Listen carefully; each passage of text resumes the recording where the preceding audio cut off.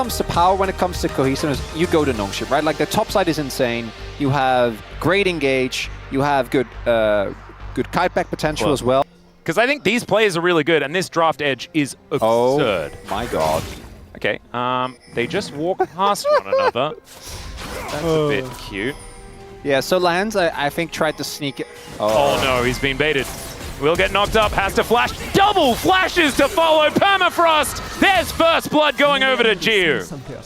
And I hadn't factored that in when I said that. The gold lead kind of shrinks again. Yep. Oh, here's the on-horn. Everyone's flashing in, and Ona just going to put a stick into the little yodel. Takes down the Rumble here. I would have said first blood. Cannons. The amount of cannons, exactly. Which very some would argue is the most important stat in League of Legends. Oh, that's right. W used. Yeah, Gideon looking for the angle here, and he should be able to find it. There's the permafrost, there's the ulti, and holding people in place is something that Sejuani is pretty good at. No flash available. The equalizer was probably unnecessary, but it looked very, very cool. And so that is going to be the return. Kill some on her, because even with her ult, you can buy safety, but you can't buy space. So not being able to displace yourself is definitely a big sacrifice to be made. But yeah, so going back to the bot side play. Ona can't. Oh, he can flash, so because he didn't have to use it last time. As over the wall goes Calyx. I'm not sure about this one because he's now getting closed in on. There's the Ram, but he flashes away. Now Faker looking for an angle onto Gideon, who has to flash. As there's the Grand Starfall, everyone piling in as we have zoomed out so far. I didn't even know this was possible. It's absolutely insane. Down goes the jungler. Calyx now in trouble, but he's able to dash his way out.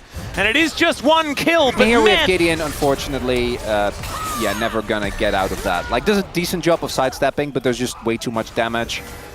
In the meantime, that particular trade and has moved into a gold advantage. Calyx. Off the back end of that play is, yeah, Calyx is going to try and unbind the soul as best he can. Great knock-up as the ulti comes through as well. Calyx actually managing to do pretty well in the fight, but still, Faker with the perfect execution is going to be able to take him down, and Gideon. T1.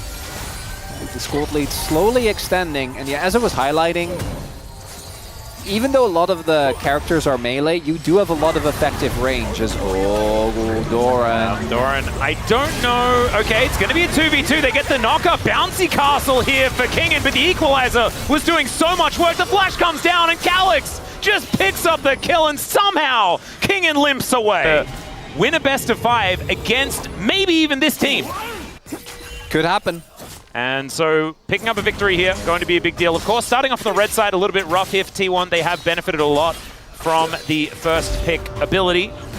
And Nongshim being able to utilize that one here. Oh, there's the collapse. That's a big old knock-up as Carrier is coming in. They're looking for an angle, and they want to get both of them. There is the ulti to come out. The ult comes through as well from Calyx, who looks to unbind the soul, and he's just dead. Last hit by the Shuriken. That is deadly. And now the Rift Herald is just going to pop down for fun and not do a whole lot. Yeah, so Gideon tried to take he missed the bus. He tried to take the Rift Herald back. I'm pretty sure it happened to T1 at some point as well. They're one of the other teams that really like those poke-style combos. Whoa, there's a flash over the grand entrance. Headbutt is going to go towards Faker. There's now Jiu getting stunned up.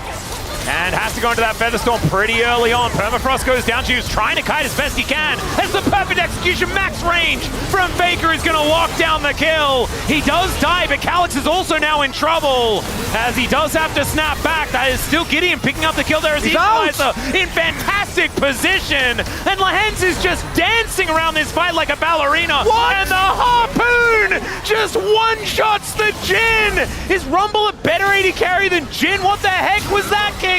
As that's an ace for Nongshim. That's a 5 for 1. Okay. I saw the start of that fight. And Rumble yeah. is just cooking the entire... what? Well, they're cooking steak, I guess. That's what they're having today.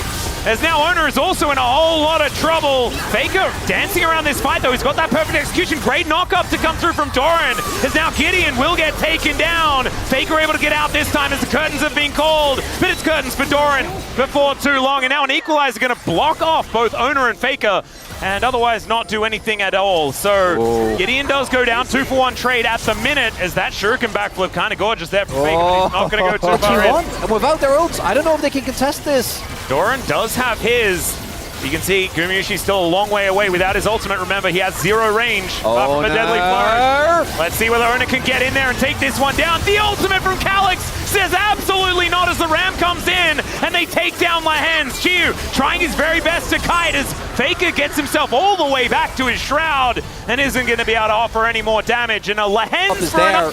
But right here, T1 really wants to try and extend this play with the other debuff still there. But it's the recall and straight into another fight after Yes, this is what we'd be doing. Get out and get straight back in again as Lahens is going to interrupt Faker. Chiu's going to take him down now. An equalizer on top of Gumayusi. And there is no one to defend him.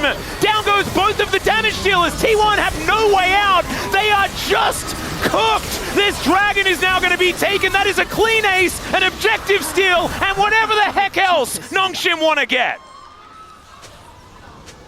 I thought the 1 for 5 was the best deal they were going to get. There's always a better deal, Chrono. If they look at this. Yone. Yeah, and a unit. This time around, though, they're going to look for the pick on towards this, he's real this king. And then, yeah, he's really dead. They're going to be able to take that one. Calyx over this wall, though, and we'll see whether T1 can get here in time. 1,000 gold. He doesn't flash in early enough, and the Baron is secured. There's a Glacial Prison as well, as Gideon just trying to get himself out of there. Nongshim wanting to protect the Barons, and Ona is in so much trouble. They dive on top of Faker. He's knocked up forever, and they still don't have damage, ladies and gentlemen. Gumayusi gonna have to be chased out of this one, and we'll see whether he's gonna survive. The permafrost is in range, and it in fact just last hits him. They will trade their walking barbecue for it's extraordinary. Lahens for Otacon, great deal. 1 for 5, wonderful. 5 for 0, I thought it didn't get better. Because I understand why T1 is trying to fight there. They know the game is basically over. You got to go for the Hail Mary fight after Nongshim just taken down Nash. But this first game is looking like the T1 draft not working out, but there is a good amount of power picks that I am worried that have already been taken away, right? Gumayusi's Jhin, I think, has been by far his best champion. That already off the table, and him not having the best performance on it, not a great sign. Yep. And also being able to pick Rakan in a game 1 and not having it get punished by things like Poppy and the Taliyah is kind of huge as well.